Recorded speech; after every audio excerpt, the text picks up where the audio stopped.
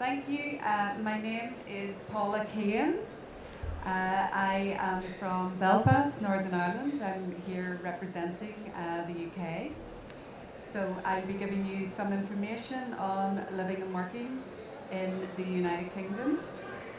I will try and speak as slowly as possible for you to understand. So forgive me if I speak too fast sometimes. Uh, what do you, let me get the first.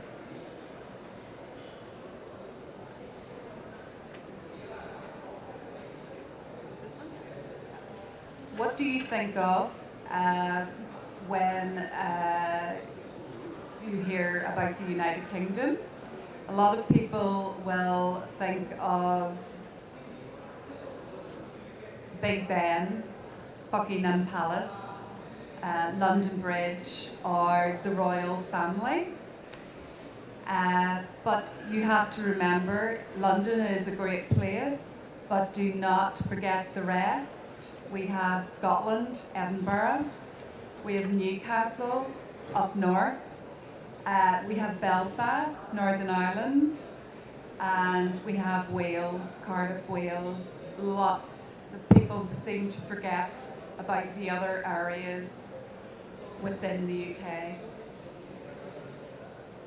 I'm going to give you some background information to working in the UK. It'll be labour market information, looking for work, and the working conditions. As I've already said, the United Kingdom is made up of England, Scotland, Wales, and Northern Ireland. Population of 63 million. Languages are English and Welsh, and the currency is the British pound. The UK unemployment rate is 6%. The employment rate is 73%. The figures, as you can see from the screen, will tell you what the unemployment situation is like in the UK.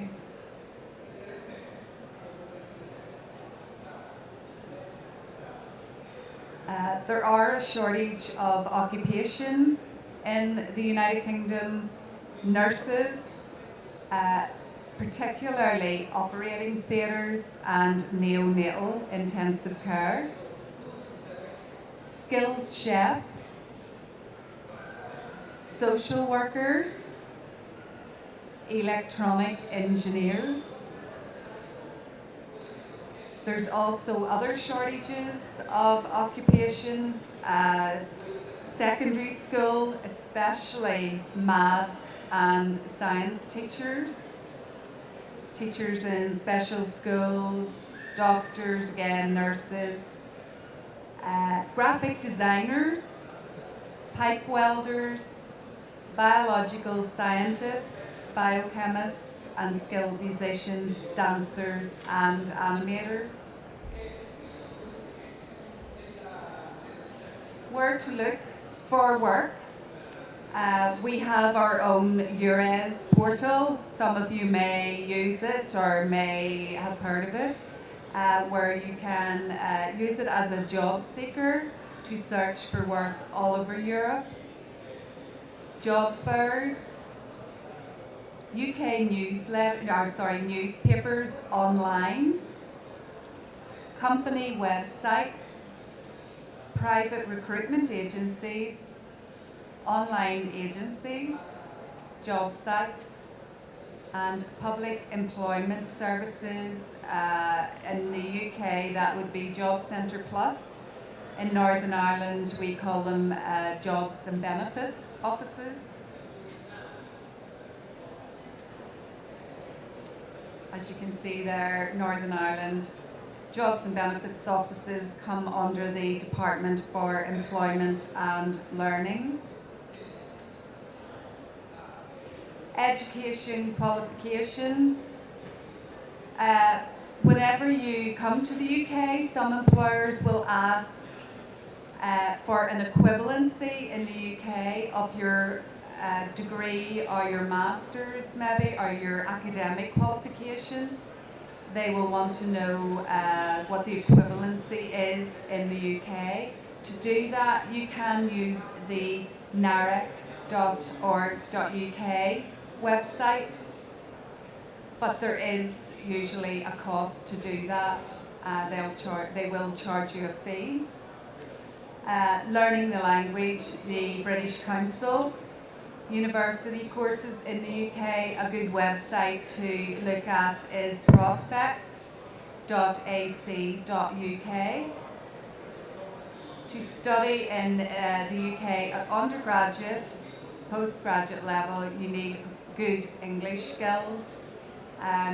Also, to work in the UK, your English skills should be good, and as good as you can cope with an interview in English, and you can take, whenever you're in work, you can understand anything that's being said to you or being asked of you in the workplace. Job application process. CV. Most European CVs are Europass. In the UK, 2 pages maximum. Usually create the CV to match the job you're applying for, and also make sure you have a typed letter with your CV explaining to the employer the position you're applying for. Company application forms very often are online, so please note online applications are becoming increasingly more common in the UK, and it's advisable to practice doing this. Interviews. If you're applying from abroad for a position in the UK, you can ask for a Skype interview from an employer, video conferencing, via phone, or if the employer dictates, you will have to do a face-to-face interview and attend in person. In the UK, we have employment law. The national minimum wage has 3 different rates. This is to protect individuals within the UK. So employers, obviously it's against the law to pay you under the 3 rates of pay that you see on the screen. Holiday entitlement is 28 days minimum for full-time employees.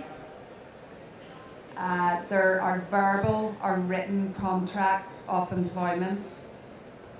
We have the Equality Act 2010 law to protect against discrimination.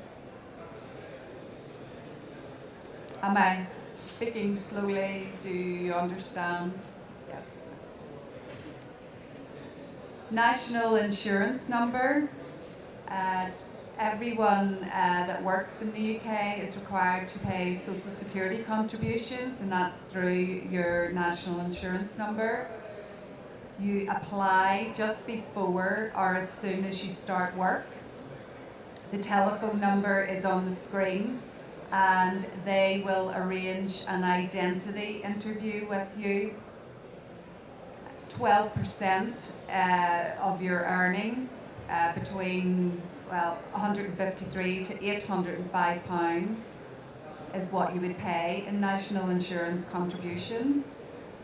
2% of earnings above 805 pounds per week, and that would be lovely to be earning 805 pounds a week. But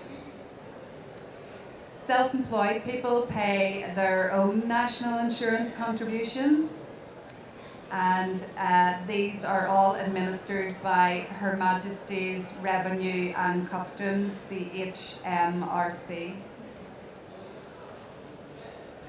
Income tax, personal allowance of up to £10,000. So once you're earning over 10,000, it's usually 20%. There's a higher rate and an additional rate depending on what you're earning and obviously how high your salary is. Self-employed people again pay their own tax and it's administered by the HMRC. The next part is living in the UK, and it's about healthcare, accommodation and the cost of living. What might be the best thing about living in the UK? Well, it certainly is not the weather.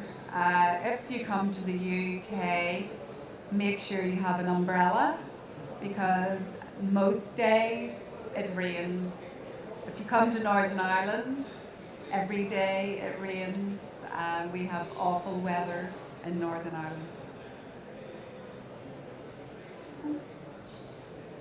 Ireland. The food, we're well known for our fish and chips. Would you say fish and chips is the most popular in, well, believe it or not, it's not. It's the Indian curry is the most popular dish in the UK. Healthcare in the UK, NHS is the National Health Service. Visiting a doctor is free. A visit to the dentist, you have to pay. Except for children, usually at school age, up until they leave school, they get free dental care. Prescription medicines, you have to pay in England, but it's free in Scotland and Northern Ireland. And before coming to the UK, make sure you have your European health card. Always make sure you have that with you. And remember that there is an expiry date on the card, so check before you come that it hasn't expired. Accommodation, the average monthly rental charges vary considerably depending on the region that you're living in. Rents within 12 areas of Greater London can range from 779, as you can see the differences in the rents on the screen. You will be asked to pay a deposit plus 1 month's rent in advance. There's also council tax, which is a local tax on accommodation. And don't forget, you have other regular bills as well as water, electricity, gas. The list on the screen is just an example of what you will pay. So look at how much a beer costs wherever you come from, and then look at the UK, or look at what buttermilk costs in the UK compared to where you live, and you will probably see a difference. Now, I have some information on living and working in the UK, and also a list of accommodation sites that you can use. And I also have some copies of the UK presentation if anybody would like to take one also. Any questions from anyone? Did you understand the presentation? Any questions anyone has to ask? No? Thank you.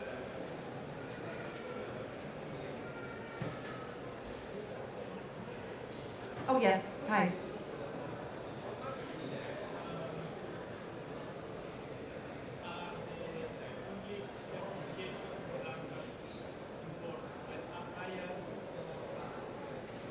The English language certificates. The European classification would be B1, B2 or higher. So I think B2 is usually where you're confident of speaking and writing English. So you would need to be at that level to apply for employment. Okay.